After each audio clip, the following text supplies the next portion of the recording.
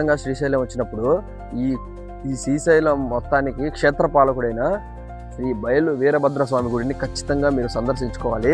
ఇది ఆ గుడి, చూపిస్తాను రండి. ఈ బయలు వీరభద్ర స్వామి గురించి మీరు తెలుసుకోవాల్సిన ఒక ప్రత్యేకమైన విషయం ఏంటంటే, మీరు కనుక రక్త సంబంధితమైన ప్రాబ్లమ్స్ ఏమైనా కనుక ఉంటే ఈ ప్రాబ్లమ్స్ అన్నిటికీ ఏంటంటే కరెక్ట్గా 41 రోజులు ఈ బయలు వీరభద్ర స్వామి దగ్గర కనుక ధ్యానం చేసుకొని పూజ చేసుకుంటే ఖచ్చితంగా ఆ ప్రాబ్లమ్స్ అనేవి తగ్గుతాయి అని చెప్పేసి ఇక్కడికి వచ్చిన భక్తులు విశ్వసిస్తున్నారు. మనం ఎన్నో పుణ్యక్షేత్రాలను సందర్శించుకొని ఉంటాము, కానీ ఏ గుడికి లేని ప్రత్యేకత ఇక్కడ ఏంటంటే ఈ గుడి మొత్తం 4 వైపులా కానీ పైన కానీ మొత్తం ఓపెన్లోనే ఉంటుంది, చూడవచ్చు మీరు. కాకపోతే స్వామి విగ్రహం మాత్రం చాలా రౌద్రంగా ఉంటుంది. మీరు డైరెక్ట్గా చూడండి, చాలా బాగుంటుంది. ఈ గుడిలో మాత్రమే జరిగే ప్రత్యేకమైన పూజ ఏంటంటే వాహన పూజ. ఖచ్చితంగా ఇక్కడ తెలుగు రాష్ట్రాల్లో మనకి ఎక్కడ ఏ బండి ఉన్నా 2 వీలర్ కానీ 4 వీలర్ కానీ ఖచ్చితంగా వీరభద్ర స్వామి దగ్గర పూజ చేయించుకున్నాక మాత్రమే వాళ్ళు ఉపయోగిస్తారు ఫ్రెండ్స్. నెక్స్ట్ మళ్ళా డైరెక్ట్గా శ్రీశైలంలో బాగా చూడదగిన టూరిస్ట్ స్పాట్ ఏదైనా ఉందంటే మన శ్రీశైలం డ్యామే. ఇక్కడ నుంచి చూడండి గురు, ఆ గేట్లో నుంచి వస్తున్న వాటర్ ఫ్లో చూడండి ఒకసారి మీరు. అసలు ఒక గేట్ ఎత్తితేనే ఎలా ఉందంటే అదే మొత్తం 12 గేట్లు ఎత్తితే ఎలా ఉండిద్దో అసలు ఆ సీనరీ చూస్తానికి 2 కళ్ళు సరిపోవు. ఖచ్చితంగా శ్రీశైలం వచ్చిన వాళ్ళు డ్యామ్ చూడకుండా మాత్రం వెళ్ళరు, కానీ ఇట్లా గేట్లు ఎత్తినప్పుడు చూడటం అనేది అది ఒక అదృష్టంగా భావించాల్సిందే. ఎవరికో అదృష్టం ఉన్న వాళ్ళకి మాత్రమే దొరికింది, కొంతమందికి వాళ్ళ పనుల వల్ల కుదరకపోవటం వల్ల రాలేకపోవచ్చు. కానీ గేట్లు ఎత్తినప్పుడు ఖచ్చితంగా మీరు కుదిరితే ఒక్కసారైనా చూడండి, చాలా బాగుంటుంది.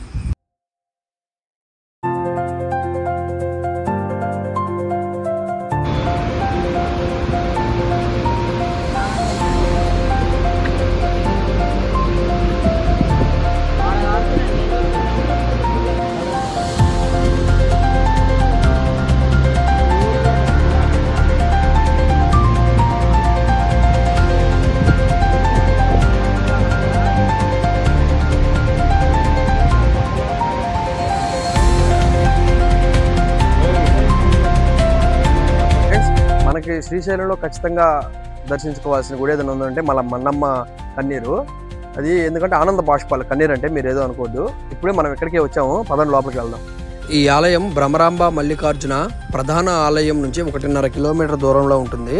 ఈ టెంపుల్కి హేమారెడ్డి మల్లమ్మ లేదా మల్లమ్మ కన్నీరు అని పిలుస్తారు. ఈ పేరు ఎందుకు వచ్చిందనేది మనం తెలుసుకోవాలనుకుంటే మనం 14వ శతాబ్దంలో ఉన్న చరిత్రను తెలుసుకోవాలి. చరిత్ర ప్రకారం శ్రీశైలానికి దగ్గరలో ఉన్న శివపురం అనే గ్రామం కాలక్రమేణా పేరు మారి రామాపురంగా మారింది. ఆ గ్రామంలో ఉన్న నాగిరెడ్డి గౌరమ్మకు ఎప్పటి నుంచో సంతానం లేకపోవటం వల్ల వాళ్ళు ఎప్పటి నుంచో శివభక్తులుగా ఉండి శివునికి రోజు పూజలు చేస్తూ ఉండేవారు. ఒకరోజు నాగిరెడ్డికి కలలో ఆ శివుడు ప్రత్యక్షమయ్యి, గొప్ప శివభక్తురాలు నీకు కూతురుగా పుడుతుందని చెప్పిన కొన్ని రోజులకి గౌరమ్మ ఒక పండంటి ఆడబిడ్డకు జన్మనిచ్చింది. ఆ మల్లికార్జున స్వామి ఆశీస్సులతో పుట్టినందుకు కారణంగా ఆమెకు మల్లమ్మ అని నామకరణం చేశారు. అంతటి మహాభక్తురాలైన మల్లమ్మ శ్రీశైలంలో నిత్యం గోవుపాలతో శివుడికి అభిషేకం చేస్తూ ఉండేది. అంత పరమ భక్తురాలైన మల్లమ్మ భక్తిని మెచ్చిన ఆ పరమశివుడు దర్శనమిచ్చారు. ఒక్కసారిగా పరమశివుడిని చూసిన మల్లమ్మ ఆనందంతో కన్నీరు కార్చారు. అందుకనే ఆ గుడిని మల్లమ్మ కన్నీరు లేదా ఆనంద బాష్పాలు అని ఇప్పటికీ పిలుస్తున్నారు. ఇప్పటికీ మీరు ఆలయంలో 2 ఏకశిలల మధ్య ఒక చిన్న నీటి ప్రవాహం ధారలాగా పడుతూ ఉంటుంది. మీరు ఆలయం కనుక సందర్శిస్తే మీరు అక్కడ మొత్తం డీటెయిల్గా చూడవచ్చు. మల్లమ్మ కన్నీరు గుడిలో ఈ విధంగా మీకు శిలలు కనపడతా ఉంటాయి. అక్కడ ఉన్న చిన్న పార్క్లో ఈ విధంగా ఏర్పాట్లు చేశారు భక్తుల కోసం. మీరు మొత్తం చూడండి, చాలా బాగుంటాయి.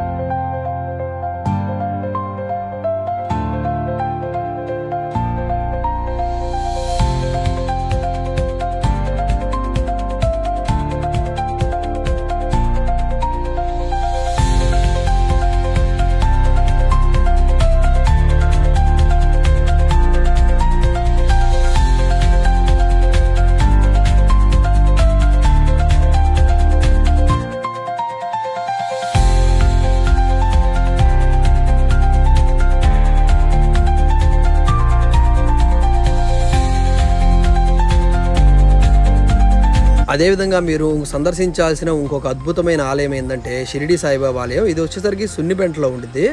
ఖచ్చితంగా మీరు మన శ్రీశైలం డ్యామ్ని విజిట్ చేసుకొని రిటర్న్లో వచ్చేటప్పుడు మీకు ఈ ఆలయం కనపడుద్ది. చాలా బాగుంటుంది. ఒకసారి ఇది కూడా విజిట్ చేసుకోండి, అక్కడ దాకా వెళ్తున్నారు కాబట్టి.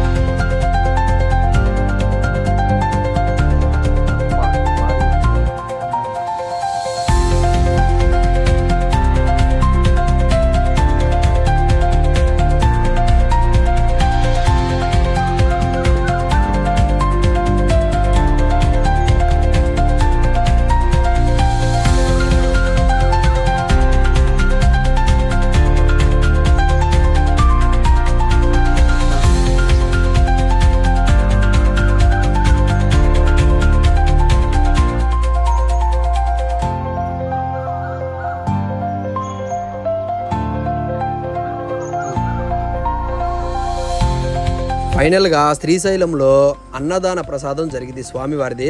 అది మాత్రం అస్సలు మిస్ అవ్వకండి. ఎందుకంటే భగవంతుడి సన్నిధిలో భోజనం చేయడం అనేది అది ఒక అదృష్టం. ఖచ్చితంగా అక్కడికి వెళ్ళి శ్రీశైలం మొత్తం చూసుకునే వాళ్ళు అన్నదానం మాత్రం అస్సలు మిస్ అవ్వకండి. ఓకే ఫ్రెండ్స్, ఇప్పుడు మీరు చూస్తున్నది వచ్చేసరికి రథశాల. ఈ రథశాల అనేది ఏంటంటే ఫ్రెండ్స్, రథం ఏదైతే స్వామివారి శివరాత్రి టైంలో ఊరేగించే రథం ఉందో ఆ రథాన్ని భద్రపరిచే ప్లేస్ వచ్చేసరికి ఈ రథశాల. ఈ రథం మొత్తం వచ్చేసరికి మొత్తం బంగారు పూత వేసినట్లుగా ఉంటుంది ఫ్రెండ్స్. చూస్తానికి 2 కళ్ళు చాలవు, అంత బాగుంటుంది. ఇది దగ్గరలోనే ఉండిద్ది ప్రధాన ఆలయానికి. ఖచ్చితంగా ఒకసారి దీన్ని చూడండి, చాలా బాగుంటుంది.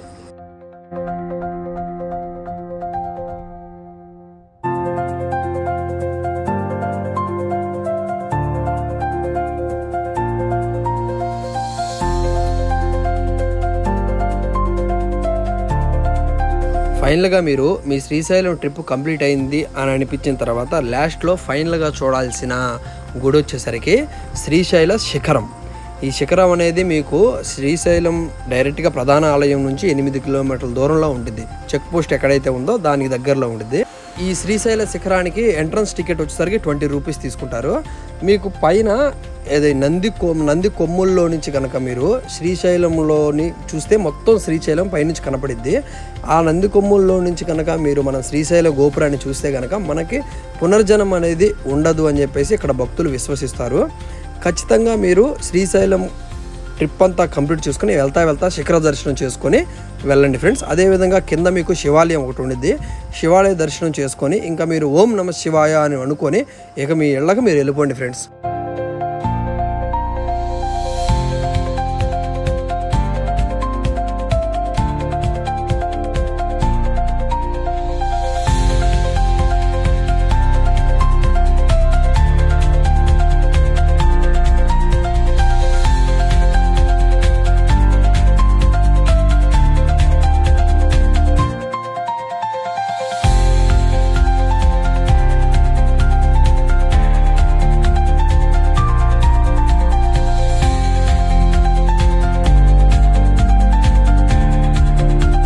ఇది ఫ్రెండ్స్ శ్రీశైలం యొక్క కంప్లీట్ ట్రిప్. వీడియో మీకు ఎలా నచ్చింది, ఎలా ఉందనేది కామెంట్ చేయండి. ఇలాంటి మరెన్నో ఇంట్రెస్టింగ్ అప్డేట్స్ కోసం సబ్స్క్రైబ్